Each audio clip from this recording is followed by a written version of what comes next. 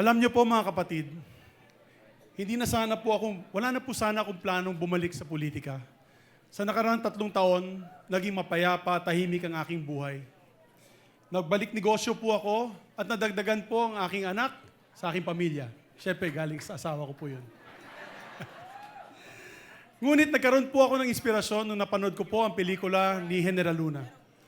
May sinabi po si General Luna at sinigaw niya, negosyo o kalayaan, bayan o sarili.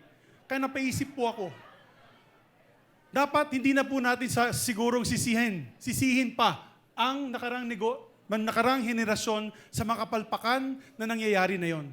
Dapat siguro ating henerasyon na ang gumalaw at kumilos para magbigay po ng magandang kinabukasan para sa ating bansa.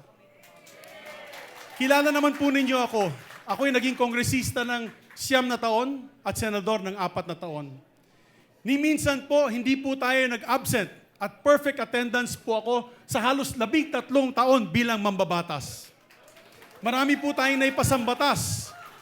Yung Rent Control Act, yung Renewable Energy Act, Biofuels Law, Mindanao Development Act, at yung New Cooperative Code.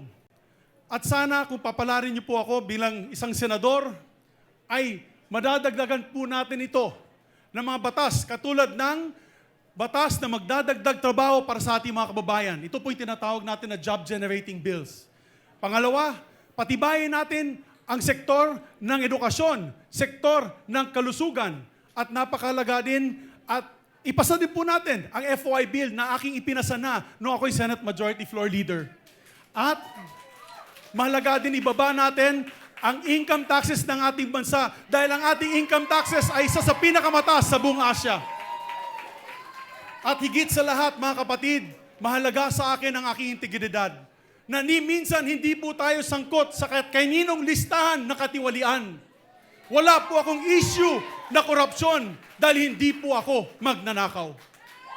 Nandito po ako sa inyong harap ngayon, humihingi ng tulong na maging senador ng Republika ng Pilipinas. Ito ang inyong amigo ng bayan, Mig Zubiri. Mabuhay po tayong lahat.